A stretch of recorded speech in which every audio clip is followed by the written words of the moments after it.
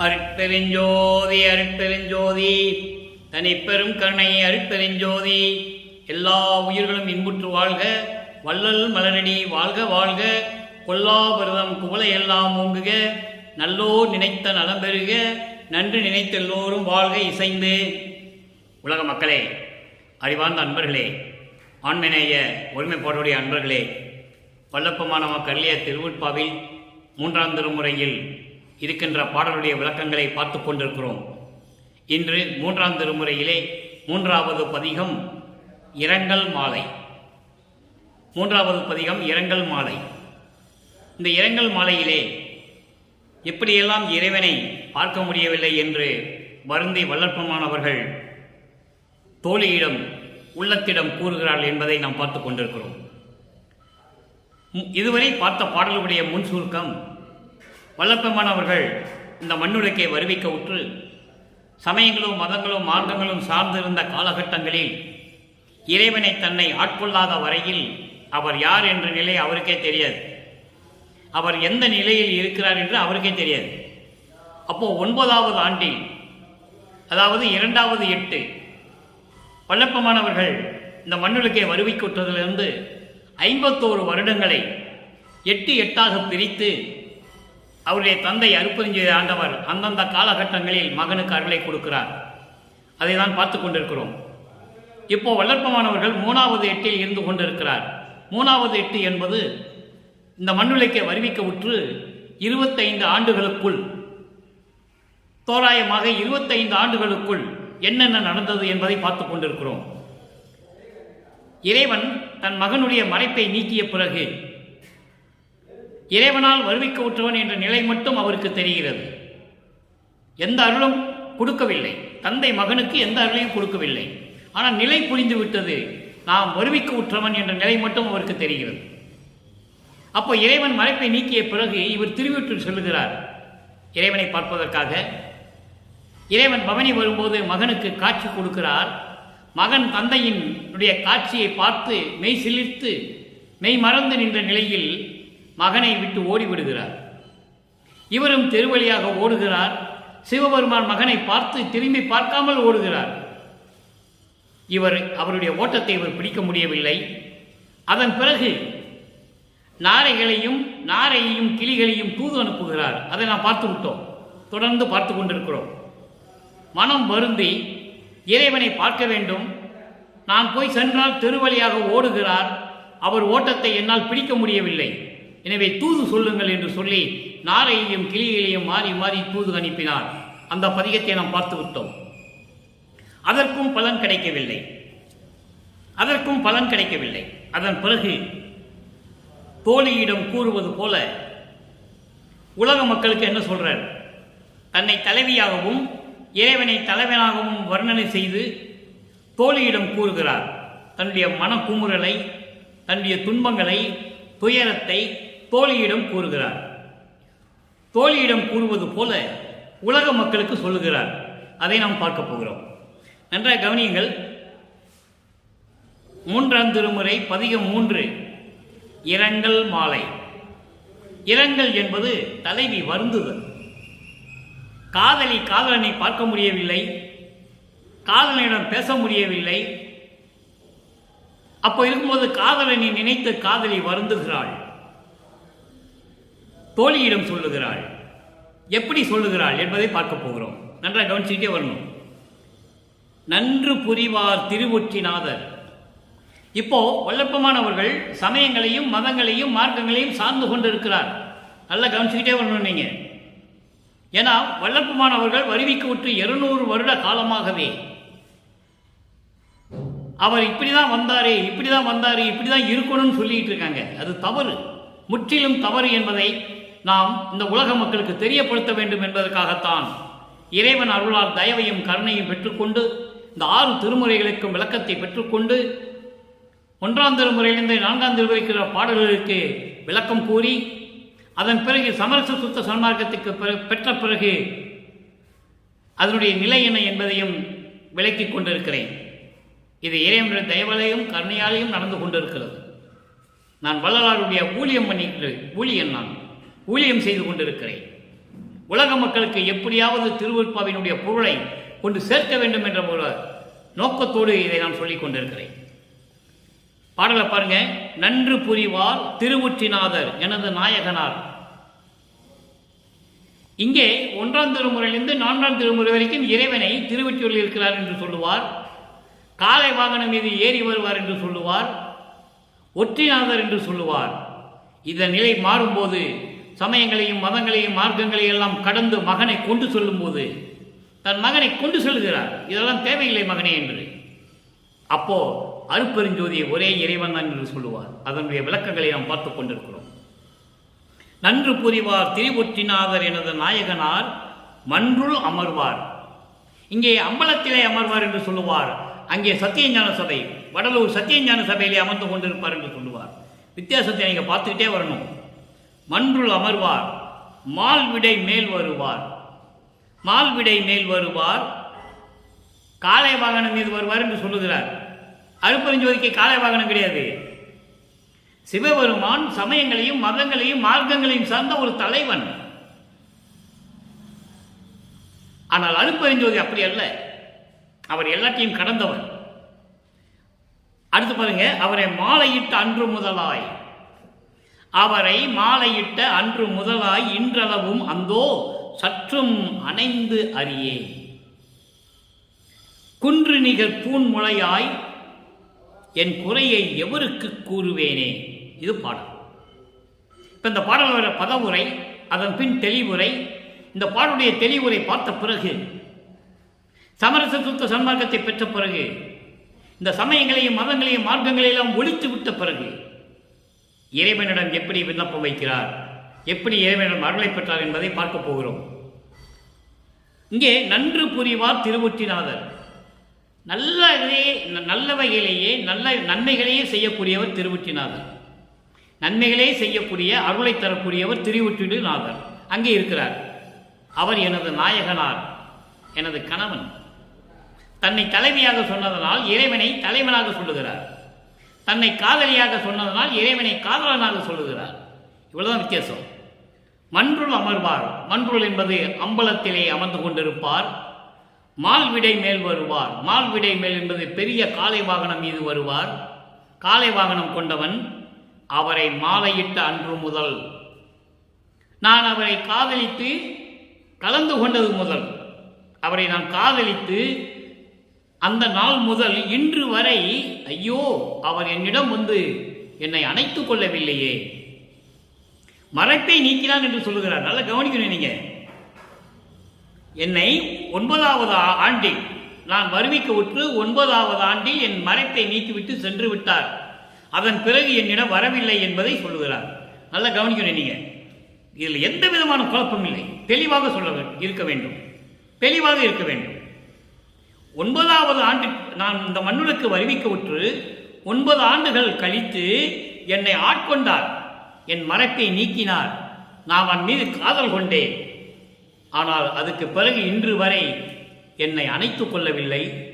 ஆட்கொண்டதோடு சரி, எந்த அறையும் கொடுக்கவில்லை என்று சொல்கிறார்.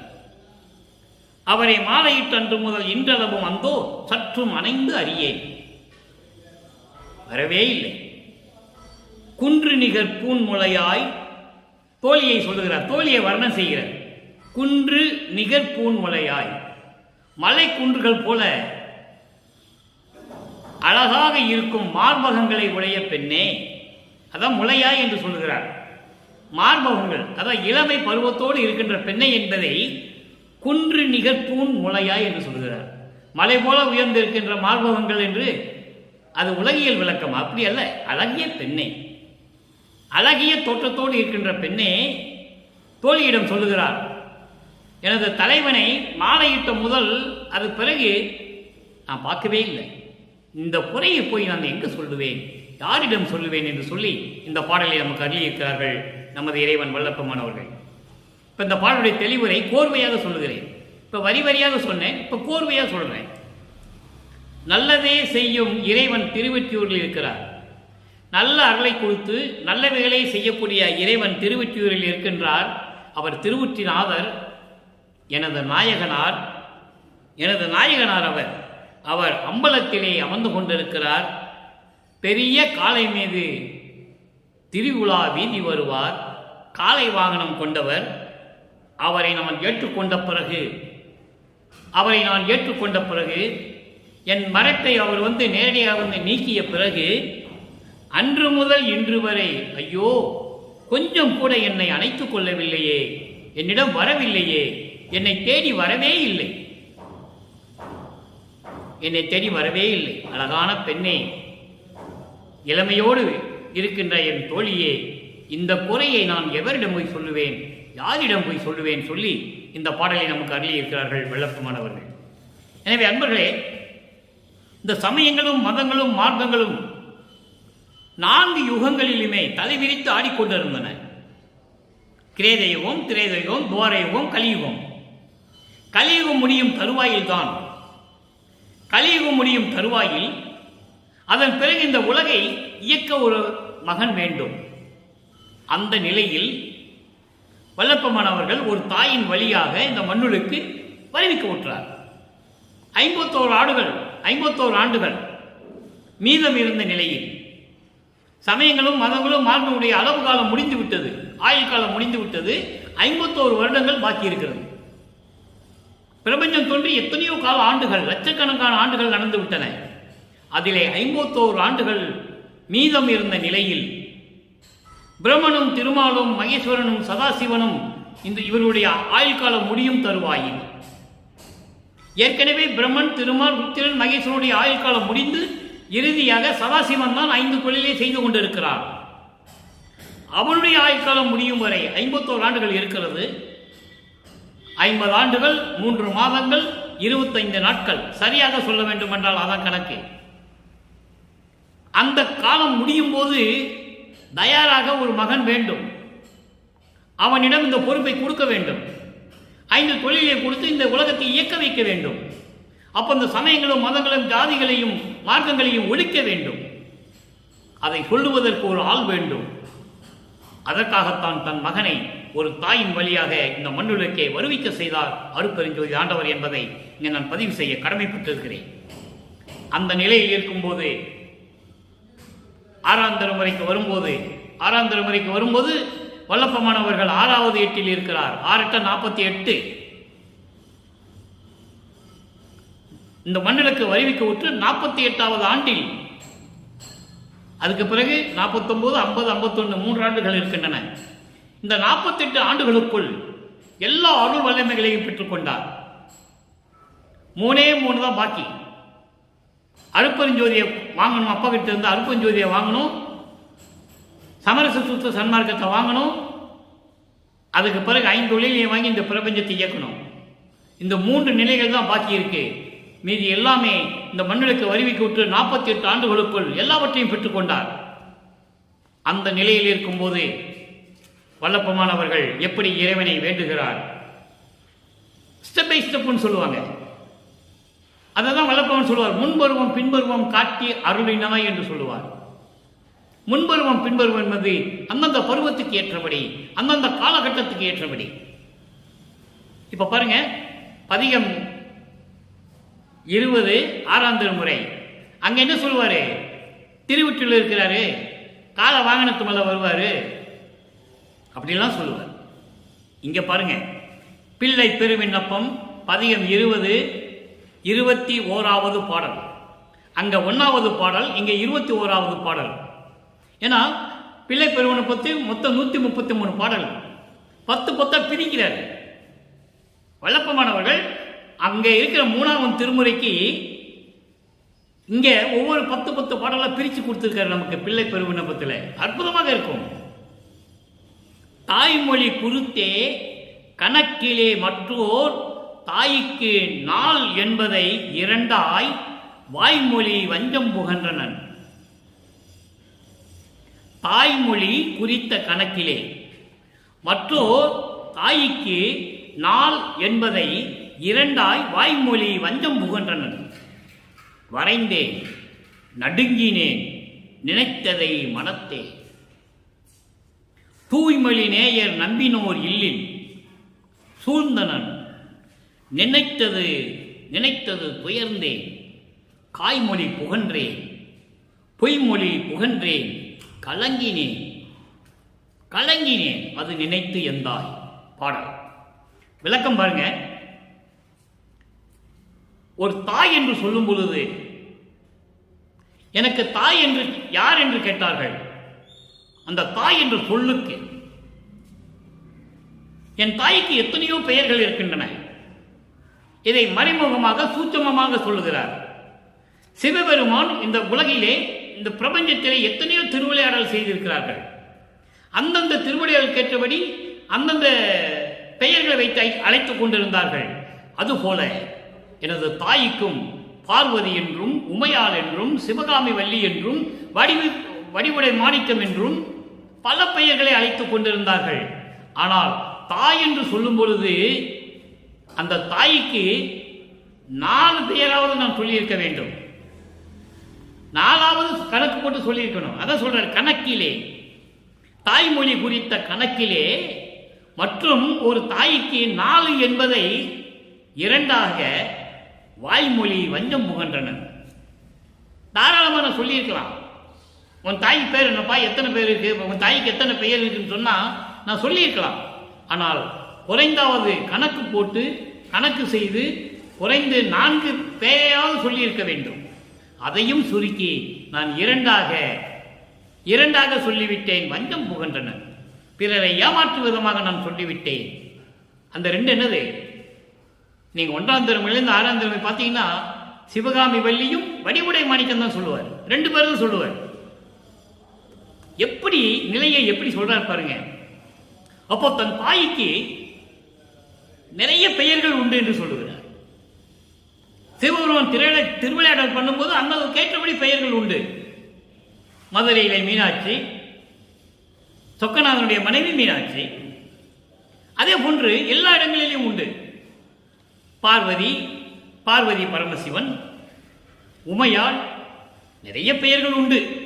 ஆனால் இவர் சொல்லுவது, எனக்கு தாய்க்கு உனக்கு எத்தனை பெயர் என்று கேட்கும் பொழுது குறைந்து கணக்கு போட்டு 4 பெயரால் சொல்லியிருக்க வேண்டும். அதையும் சுருக்கி 2ஆக சொல்லிவிட்டேன். சிவகாமி வெள்ளியும் வடிவழி அம்மையும் என்று சொல்லிவிட்டேன். சொன்னது மட்டுமல்ல, வரைந்தேன், எளிதும் வைத்து விட்டேன். அதன் பிறகு இது நினைத்து என் மனம் நடுங்கியது. தூய்மொழி நேயோர் நம்பினேன் இல்லை, தூய்மையிலே நேயர் நம்பினோர் இல்லை. இதை உண்மை பேசக்கூடியவர்களால் நம்பவில்லை. நான் என்ன செய்வது? அவர்கள் நம்பவில்லை. அதை நினைத்து மனதிலே நினைத்து வாட்டம் சூழ்ந்து கவலைகள் எல்லாம் சூழ்ந்து கொண்டு நான் எப்படியெல்லாம் அயர்ந்தேன் தெரியுமா, வருந்தினேன் தெரியுமா. அப்படியெல்லாம் நான் அறிந்து கொண்டிருந்த காலகட்டங்களில் காய்மொழி புகன்றேன். காய்மொழி என்பது தீய சொற்களையே நான் பேசிக் கொண்டிருந்தேன். தன்னை தாழ்த்திக் கொள்ளுகிறார். அவர் பேச வேண்டிய அவசியம் இல்லை. உலக மக்களுக்கு தெரியப்படுத்துகிறார். இப்படியெல்லாம் இருந்தேன் என்று தெரியப்படுத்துகிறார். தூயம் காய்மொழி புகன்றேன், பொய்மொழி புகன்றேன், பொய்யே பேசினேன். ஏனென்றால் இவர் 51 வருடங்கள் வரைக்கும் இறைவன் தன்னை முழுமையாக ஆட்கொண்டு இவர் அருப்பெருஞ்சோதி ஆண்டவர் ஆகிற வரைக்கும் அவருடைய உண்மை நிலையை மண்ணுலகிற்கோ விண்ணுலகிற்கோ தெரிவிக்கக்கூடாது. அந்த ஒப்பந்தத்தின் அடிப்படையில் தான் மின்னுலகத்திலிருந்து வல்லற்பமன் அவர்கள் மண்ணுலகை வருவிக்க விட்டவர். வேஷம் மட்டும் தான் போடணும், உண்மையை எதுவும் பேசக்கூடாதுன்னு சொல்லிட்டார். நீ வேஷம் மட்டும் போடணும், அப்பப்போ நான் இவர் ஆட்கொள்ளுவேன், அருளை கொடுப்பேன், இறுதியில் பார்த்துக் கொள்ளலாம் என்று தந்தை சொன்ன பிறகு இவர் சொல்றாரு, நான் தீய மொழி தான் பேசினேன், பொய்யே பேசிக்கிட்டு இருந்தேன். காய்மொழி புகன்றேன், பொய்மொழி புகன்றேன், கலங்கினேன். அது நினைத்து இப்படியெல்லாம் செய்து விட்டோமே, இப்படியெல்லாம் நடந்து கொண்டுமே என்று நினைத்து நான் கலங்கினேன். என் தாயே என்று சொல்லுகிறார். இதை நீங்கள் எப்படி வேணாலும் விளக்கம் எடுத்துக் கொள்ளலாம். விளக்கத்திற்கு இறைவனிடம் பெற்ற விளக்கத்தை நான் சொல்லிவிட்டேன். அதனால் இந்த விளக்கத்தை நீங்கள் கவனமாக எடுத்துக்கொள்ள வேண்டும். தன்னை தாழ்த்திக் கொள்கிறார். இப்படியெல்லாம் நான் சொல்லிவிட்டேன் என்று சொல்லுகிறார். இப்போ ஏன் சொன்னார்னா, அவர் சமயங்களையும் மதங்களையும் சார்ந்து இருக்கும்போது அவ்வளவு பெயர்கள் அவருக்கு தெரியும். ஏன்னா அவர் ஒவ்வொரு யுகத்தில் இருந்தவர். சிவபெருமான் திருவிளையாடல் செய்யும் போது சிவபெருமான் சமயங்களையும் மதங்களையும் மார்க்கங்களையும் சார்ந்து இருந்த போது அப்போ இவர் இருக்கிறாரு, ஒவ்வொரு யுகத்தில் இருக்கிறாரு, அவருக்கு தெரியும். ஆனால் தாய் என்று சொல்லும் பொழுது நான் எத்தனையோ பெயர்களை சொல்லியிருக்க வேண்டும். சமரச சுத்த சன்மார்க்கத்துக்கு பிறகு 2 பேர் தான் நிற்குது, வடிவுடை மாணிக்கமும் சிவகாமி வள்ளி. அதை தான் அவர் சொல்றாரு, வேறு ஒன்றும் இல்லை, இதுதான் பொருள். இப்படியெல்லாம் நான் பொய் சொல்லிட்டேன், மற்றவங்களை நான் ஏமாத்திட்டேன், இதெல்லாம் நான் நினைக்கும் போது என் மனசு கலங்குது, எனக்கு மனசு கலங்குது என்று சொல்லி இந்த பாடலை நமக்கு அருளியிருக்கிறார்கள். அடுத்த பதிகம் 22 ஆன்ம தரிசனம். ஆன்ம தரிசனம் பதிகம் 22 ஆன்ம தரிசனம். எப்படி ஆன்ம தரிசனம்? ஒரு ஆன்மா எப்படி இருக்கும், இறைவனை நினைச்சு எப்படி இருக்கும்? அப்போ ஆன்ம தரிசனம் என்பது கடவுளை பார்ப்பதற்கு சமம். ஆன்ம தரிசனம் 1வது பாடல். இந்த பதிகத்தில் இன்னைக்கு தான் 1வது பாடல் நம்ம போடுறோம், இனிமேல் தொடர்ச்சியாக வரும். திரு எல்லாம் தரும்போர் தெய்வமாம் ஒருவன். பாடல் நல்ல கைங்க. ஆன்ம தரிசனம் 1வது பாடல். திரு எல்லாம் தரும்போர் தெய்வமாம் ஒருவன் திருச்சிற்றம்பலம் திகழ்கின்றார். அங்கே திருவொற்றியூர் சொல்லுவார், இங்கே திருச்சிற்றம்பலம் சொல்லுவார், அங்கே அம்பலம் சொல்லுவார், இங்கே சத்தியஞான சபையை சொல்லுவார். நல்லா கவனிச்சுட்டே வரணும். நீங்கள் உரியலாம் உணர்ச்சி உடல் பொருள் ஆவி உளம் எல்லாம் அங்கு அவன் தனக்கே தெரியலாம் அறிய கொடுத்தனன். வேறு செயலிலே என நினைத்து இருந்தேன், அருயலாம் உடையாய் நீ அறிந்ததுவே அடிக்கடி உரைப்பது என் நினக்கே. அடிக்கடி உரைப்பது என் நினக்கே. இது பாடல். திரியலாம் தரும் ஓர் தெய்வமாம் ஒருவன். எல்லா அருளையும் தரக்கூடிய தெய்வமாம் ஒருவன் அருப்பெருஞ்சோதி. ஆதியும் அந்தமெல்லாம் தோன்றிய இறைவன் அருப்பெருஞ்சோதி. சாதியும் மதமும் சமயமும் காண ஆதி அநாதயம் அருப்பெருஞ்சோதி. சாதியும் மதமும் சமயமும் பொய் என ஆதியில் உலர்த்திய அருப்பெருஞ்சோதி. அவர் எல்லா அருளையும் கொண்ட இறைவன் அவன் ஒருவன், அவன்தான் அருப்பெருஞ்சோதி. திருச்சிற்றம்பலத்தில் திகழ்கின்றார். திருச்சிற்றம்பலம் அண்டங்களிலே திருச்சிற்றம்பலம், இங்கே மண்ணுலகிலே வடலூர் சத்தியஞான சபை. மனிதர்களால் அங்கே திருச்சிற்றம்பலத்துக்கு போக முடியாது. அதற்காகத்தான் இறைவன் மனிதர்களுக்காக இங்கே மண்ணுலகிலே வடலூரிலே சத்தியஞான சபையை அமைத்தார்கள் என்பதை நான் இங்கே சொல்ல கடமைப்பட்டிருக்கிறேன்.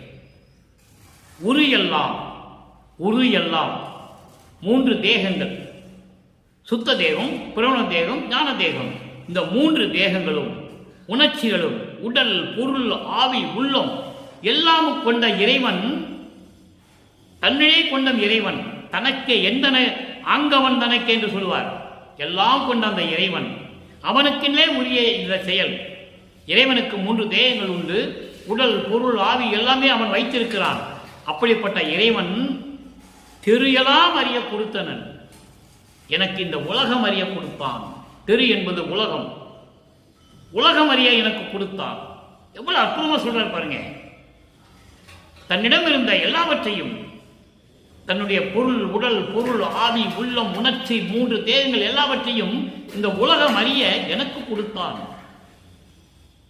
அதோடு மட்டுமல்ல, நான் என்ன நினைத்து கொண்டு நாம் என்ன செய்ய போகிறோம் என்று நினைத்து மயங்கிக் கொண்டிருக்கிற காலகட்டத்தில் எனக்கு இதெல்லாம் கொடுத்தான் என்று சொல்லுகிறார். வேறு செயலிலே என நினைத்து இருந்தேன், வேறு என்ன நம்ம செய்ய முடியும் என்று நினைத்து கொண்டிருக்கும் போது இறைவன் தன்னிடம் இருந்த எல்லாவற்றையும் எனக்கே கொடுத்தான் என்று சொல்லுவார். அற்புதமாக சொல்லுவார். அந்த நேரங்களில் அருயெல்லாம் உடையாய், எல்லா அருளையும் கொண்ட இறைவனே, எல்லா அருள்வளமை கொண்ட இறைவனே, இதெல்லாம் நீ அறிந்தது தானே, அடிக்கடி உரைப்பது என் நினக்கே. இதெல்லாம் நான் எதுக்கு உன்கிட்ட அடிக்கடி சொல்லிக்கிட்டு இருக்கணும்? ஒரு தடவை சொன்ன போதா, அடிக்கடி சொல்லிக்கிட்டு இருக்கணுமா அப்படின்னு சொல்றேன். ஆனால் அடிக்கடி உங்ககிட்ட எதுக்கு சொல்லணும்? அதான் இங்கே சொல்றாரு, அடிக்கடி உரைப்பது என் நினக்கே. எதற்காக அடிக்கடி உங்ககிட்ட சொல்லணும்? எல்லாம் தெரிஞ்சது தானே, நீ அறிந்ததுவே என்று சொல்லி இந்த பாடலை முடிக்கிறார்கள். அடுத்து 3வது பதில். இரங்கல் மாலையினுடைய பாடலுக்கு இங்கு ஒரு விளக்கம். 24 பதிகம் வாதனை கழிவு. 11வது பாடல். நயந்த கருணை நடத்தரசே. அங்கே திருவொற்றியூர், காலைவாகனம், திருவொற்றியூர் எல்லாம் சொல்லுவார். நயந்த கருணை நடத்தரசே, ஞான அமுதே, நல்லோர்கள் வியந்த மணியே, மெய்யறிவாம் விளக்கே, என்னை விதித்தோனே. இந்த வரிதான் அற்புதமான இடம். என்னை விதித்தோனே. விதித்தோனே என்பது என்னை படைத்தவனே. இந்த பிரபஞ்சம் தோன்றிய காலத்திலிருந்தே பிரம்மன், திருமால், ருத்திரன், மகேஸ்வரன், சதாசிவன் இவர்கள் தான் உயிர்களை படைத்துக் கொண்டும் காத்துக்கொண்டும் அழித்துக் கொண்டும் அருள் பக்குவத்தை கொடுத்து கொண்டும் இருந்தார்கள். இந்த பிரபஞ்சத்திலேயே அருட்பெருஞ்சோதி ஆண்டவரால் படைக்கப்பட்டவர் ஒருவர் தான். அவர்தான் நமது வள்ளல் பெருமானவர்கள் என்பதை இங்கே நான் பதிவு செய்ய கடமைப்பட்டிருக்கிறேன். யாருக்கும் பணிந்தவன் அல்ல, இறைவனுடைய செல்வப்பிள்ளை, அருட்பெருஞ்சோதியுடைய செல்வப்பிள்ளை அவர். யாருக்கும் கட்டுப்படாதவர். அதுதான் இங்கே சொல்றாரு, என்னை விதித்தோனே, என்னை படைத்தவனே. பிரம்மன் படைத்தவனை பிரம்மன் திருமால் படைத்தவன் சொன்னாரா? இல்லை. என்னை படைத்தோனே, அருட்பெருஞ்சோதியே. கயந்த மனத்தேன் எனினும் மிக கலங்கி நரக கடும் கடையில் பயந்த பொழுதும் பார்த்திருத்தல் அழகோ, கடைக்கண் பார்த்து அருளே. பாடல் இது பாடல். நயந்த கருணை நடத்தரசே, அன்பான கருணை உள்ளம் கொண்ட இறைவனே, அருட்பெருஞ்சோதியே, ஞான அமுதமே, நல்லோர்கள் வியந்த மணியே, நல்லோர்களெல்லாம் வியந்து பார்த்து கொண்டிருக்கின்ற மணி போன்ற இறைவனே, மெய்யறிவாம் விளக்கே. மெய்யறிவாம் விளக்கம் என்பது விளக்கே என்பது அருட்பெருஞ்சோதி. மெய்யறிவாம் விளக்கே, அருட்பெருஞ்சோதியே, என்னை விதித்தோனே, என்னை படைத்தவனே. கயந்த மனத்தேன் எனினும், நான் தீய குணங்கள் கொண்ட மனம் கொண்டவன் என்றாலும் கூட மிக கலங்கி நரக கடும் கடையில் பயந்த பொழுதும், நான் தீய மனம் கொண்டவன் இருந்தாலும் சரி, நான் நரகம் என்னும் அந்த துன்ப கடலிலே கடற்கோடியாக நின்று கொண்டு நான் பயந்து கொண்டிருந்த பொழுதும் சரி, பார்த்திருத்தல் அழகோ, நீ தாமதம் செய்வது அழகா? நான் உன் மகன் அல்லவா? நீ எனக்கு வாய்த்த தந்தை அல்லவா? விரைவில் வந்து எனக்கு அருள வேண்டுமே.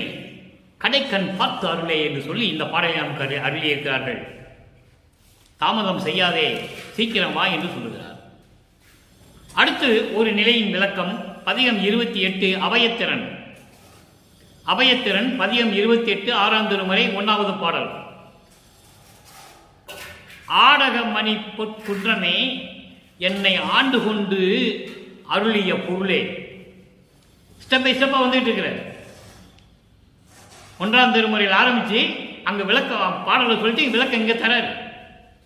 ஆடக மணி பொற்குன்றமே, என்னை ஆண்டு கொண்டு அருளிய பொருளே, வீடு அகத்தே ஏற்றும் விளக்கமே, விளக்கின் மெய் ஒளிக்கு உள் ஒளி வியப்பே. எவ்வளவு அருமையா சொல்றாரு பாருங்க. உள் ஒளி வியப்பே, வாடக சிறியேன் வாட்டங்கள் எல்லாம் தவிர்த்து அருள் வழங்கிய மன்றில் நாடக கருணை நாதனே, உன்னை நம்பினேன் கைவிடேல் எனையே. பாடல். ஆடகமணி பொற்குன்றம் என்பது மாற்று அறியாத பொன் போன்ற இறைவனே.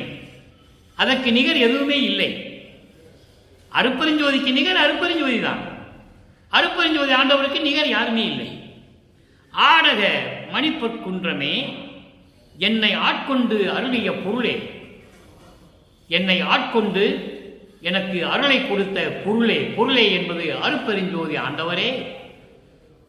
வீடு அகத்தே ஏற்றும் விளக்கமே, வீடு அகத்தே ஏற்றும் விளக்கமே, மோட்சம் என்ற ஒரு இடத்திற்கு விளக்கம் கொடுக்கக்கூடிய விளக்கி காட்டிய இறைவனே. வீடு அகத்தே ஏற்றும் விளக்கமே, விளக்கம். மோட்சம் என்ற ஒரு சொல்லுக்கு நிலை பேருடைய நிலை என்று சொல்லுவார். நிலையான நிலை, நிலை பேருடைய நிலை என்று சொல்லுவார். அந்த நிலை பேருடைய நிலை என்றால் கடவுள் நிலை, இறைநிலை. அதுதான் 16வது நிலை. அதுதான் ஞானத்தில் ஞானம். அந்த நிலையை தான் இங்கே வீடு என்று சொல்லுகிறார். வீடு அகத்தே ஏற்றும் விளக்கமே. அப்படி 16வது நிலையில் இருந்து கொண்டு இருக்கின்ற இறைவனே, அருட்பெருஞ்சோதியே. சரியே கிரியே யோக ஞானம் 12 விட்டுருங்க. அது சமயங்களையும் மதங்களையும் மார்க்கங்களையும் சார்ந்தது. அதில் போனவங்க தான் கர்ம சித்தி, யோக சித்தி எல்லாம் போனவங்க. அடுத்து வர்றதான் ஞான சித்தி. ஞான சித்தியை பெற்றது வல்லற்பன் ஒருவர் தான். அதுக்காகவே வருவிக்க விட்டுறவர் அவர். மக்களுக்கு சொல்லணும்னு வந்தவர். அவர் ஏற்கனவே அதில் தான் இருக்கார். அவர் உலகியலுக்காக ஞான சித்தியை பெற்றேன் என்று சொல்லுவார். எங்கே 64ஆம் பதிகம் திருவந்தியாரில் சொல்லுவார். கடைசி பாடலில் சொல்லுவார், முத்தியை பெற்றேன், அம்முத்தியினால் ஞான சித்தியை உற்றேன் என்று உந்திப்பற, சித்தன் ஆனேன் என்று உந்திப்பற. நான் கடவுளாயிட்டேன்னு சொல்றாரு. எல்லாம் புரிஞ்சுக்கணும் நீங்க. அப்படி வீடகத்தை ஏற்றும் விளக்கமே அந்த விளக்கின் மெய் ஒளிக்கு உள்ளொளியே, உள்ளொளி வியப்பே. அதான் ஒளிக்குள் ஒளி என்று சொல்லுவார். ஜோதியில் ஜோதி என்று சொல்லுவார். நல்லா புரிஞ்சுக்கணும் நீங்க. அப்ப அந்த ஜோதியில் ஜோதி அப்படி வியப்பாக இருக்கின்ற இறைவனே, ஜோதியினுள் ஜோதியாக இருக்கின்ற இறைவனே, வாடக சிறியேன், உள்ளத்தில் வாட்டம் கொண்ட இந்த சிறியவன் உன் மகன். சிறியன் என்பது மகன். உள்ளத்திலே வாட்டம் கொண்டு உழந்து கொண்டிருக்கின்ற இந்த மகனுடைய வாட்டங்களை எல்லாம் தவிர்த்து, துன்பங்களையும் துயரங்களையும் இடர்களை எல்லாம் தவிர்த்து அருள் வழங்கிய இறைவனே, மன்றில் நாடக கருணை நாதனே, அருள் நடனம் செய்து கொண்டு திருவிளையாடல் செய்து கொண்டிருக்கின்ற, நாடகம் என்பது திருவிளையாடல், அருள் நடனம் செய்து கொண்டு அருளாட்சி செய்து கொண்டு அருள் திருவிளையாடல் செய்து கொண்டிருக்கின்ற கருணை இறைவனே, கருணை நாதனே, உன்னை நம்பினேன் கைவிடேன் என என்று சொல்லி இந்த பாடலை நமக்கு அணிவிக்கிறார்கள். இறுதியாக ஒரு விளக்கம் 112வது பதிகம் மெய்யருள் வியப்பு. மெய்யருள் வியப்பிலே 21வது பாடல். அங்கே 3ஆம் திருமுறையில் நாம் பார்த்த 1வது பாடலிலே இறைவனை பார்க்க முடியவில்லை, இறைவனோடு பேச முடியவில்லை. மகனை பார்த்து சிவபெருமான் தெருவிலே ஓடுகிறார், நாரைகளையும் கிளிகளையும் தூது அனுப்புகிறார், பலன் இல்லை. இரங்கல் மாலை என்று நாம் பார்த்த மாலையிலே, இரங்கல் மாலையிலே முதல் பாடலே தோழியிடம் சொல்லுகிறார், என்னை மறைப்பை நீக்கி ஆண்டு கொண்டானை தவிர எந்த பலனும் இல்லை என்று சொல்லி வருகிறார். அப்போ சமரச சுத்த சன்மார்க்கத்தை பெற்ற பிறகு அதே இறைவனிடம் எப்படியெல்லாம் அருளை பெற்றுக் கொண்டார் என்பதற்கு ஒரு விளக்கம். மெய்யருள் வியப்பு 21வது பாடல். இருளும் ஒளியும் வந்த வகையை எண்ணியே, இருளும் ஒளியும் வந்த வகையை எண்ணியே, இரவும் பகலும் மயங்கினேனை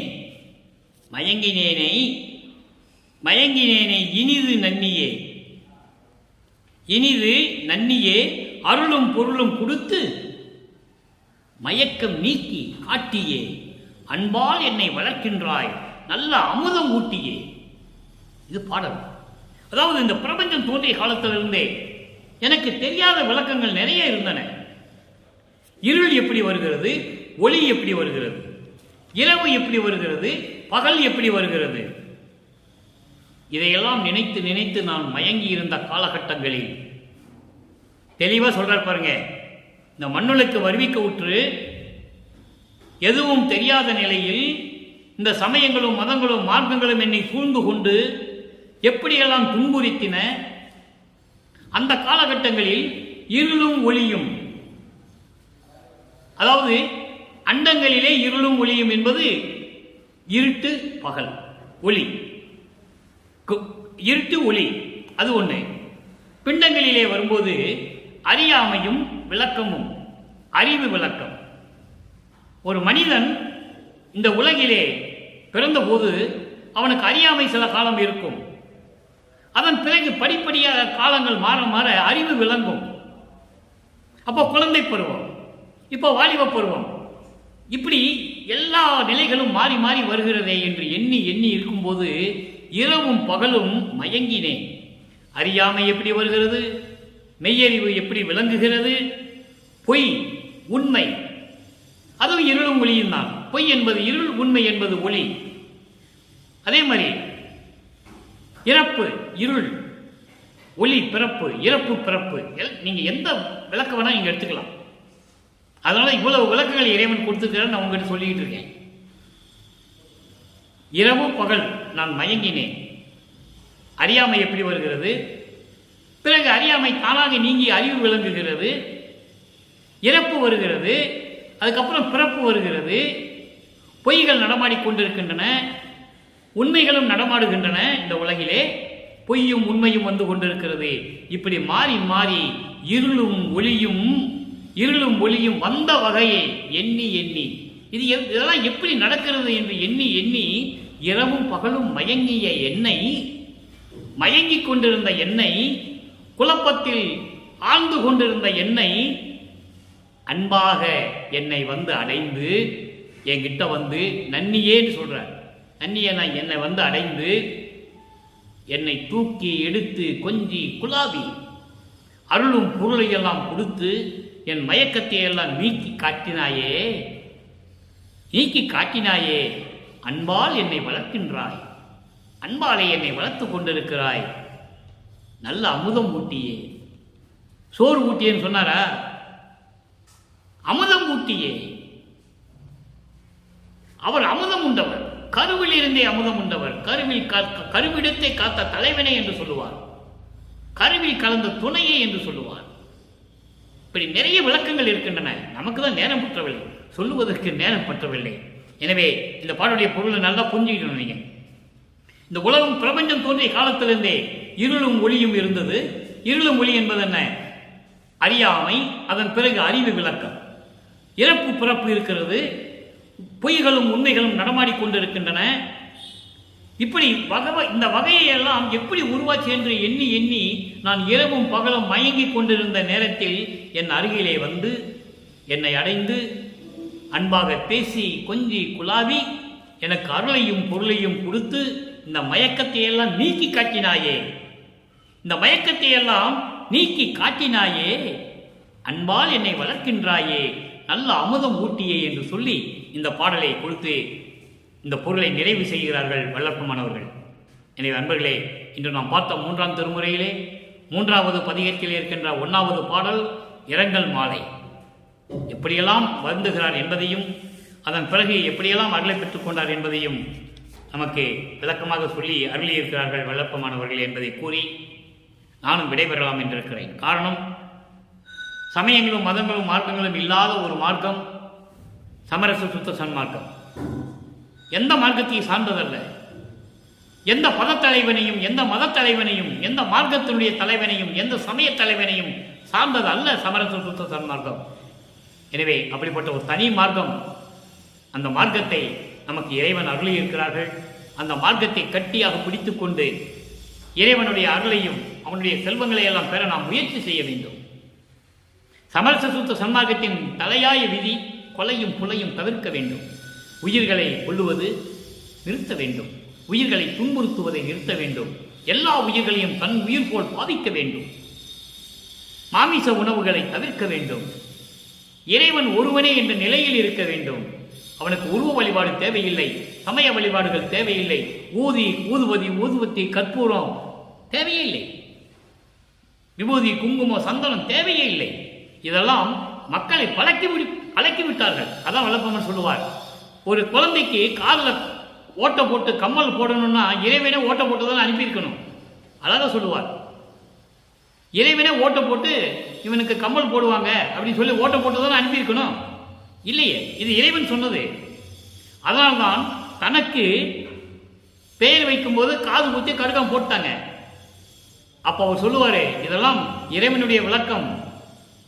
இந்த கடுக்கம் போட்டாங்க, நீ என்னை கருவிலே ஒரு தாய் கருவிலே இருக்கும்போது எனக்கு ஓட்டை இல்லை, கடுக்கம் இல்லை, இப்போ போட்டானுங்க, இதை நான் கழட்ட மாட்டேன், நீ தான் கழட்டணும். அன்னைக்கே சொன்னவர் அவர். காது குத்தி கடுக்கம் போடும்போதே இறைவனிடம் சொன்னவர். அருட்பாவிலே அவ்வளவு விளக்கங்கள் இருக்கிறது, யாராலையும் மாற்ற முடியாது. அந்த நிலையில் இருக்கும்போது கடைசியில் இறைவன் என்ன பண்றாரு, திருடன் வேடத்தில் வந்து கட்டிட்டு போறாரு. இவர் உலகியல் சொல்லுவாங்க, அவர் படுத்திருந்தாரு, ஒரு திருடன் வந்து கடுக்கான் கலட்டாங்க, சரி ஒரு கடுக்கான் வச்சு என்ன பண்ண போறான் அப்படின்னு திரும்பி படுத்தாரு, இந்த கடுக்கானையும் கழட்டிட்டு போயிட்டான் சொல்லுவாங்க. அது உலகியல் விளக்கம் இருக்கட்டுமே, தவறில்லை. ஆனால் விளக்கம் என்னவென்றால், இந்த உலகியலிலே அவர் மண்ணிலையிலே வருவிக்க விட்ட போது உலகிலே செய்த சடங்குகளை, அந்த சடங்கு சம்பிரதாயங்கள், மொட்டை போடுறது, காது குத்துறது, கடுக்கம் போடுறது சடங்கு சம்பிரதாயங்கள் மக்களால் உருவாக்கப்பட்டது, இறைவன் உருவாக்கினது அல்ல. அந்த நிகழ்ச்சியை அந்த நிகழ்ச்சியிலிருந்து அதிலிருந்து தன் மகனை விடுவிக்க வேண்டும் என்ற காரணத்தினால்தான் ஒரு திருடன் வேடத்தில் வந்து கடுக்கானை கழட்டி விட்டு சென்றுகிறார் இறைவன் என்பதை நீங்கள் புரிந்து கொள்ள வேண்டும். எனவே அன்பர்களே, அப்படிப்பட்ட இறைவனை நீங்களும் வணங்கி இறைவனுடைய அருளையும் பொருளையெல்லாம் பெற்றுக்கொண்டு இந்த வையகத்திலே வாழ்வாங்க வாழ வேண்டும் என்று வாழ்த்தி இந்த வள்ளலார் ஒளியை விடைபெறுகிறேன். மீண்டும் நாளை சந்திப்போம். நன்றி, வணக்கம். அருட்பெருஞ்சோதி அருட்பெருஞ்சோதி, தனிப்பெரும் கருணை அருட்பெருஞ்சோதி.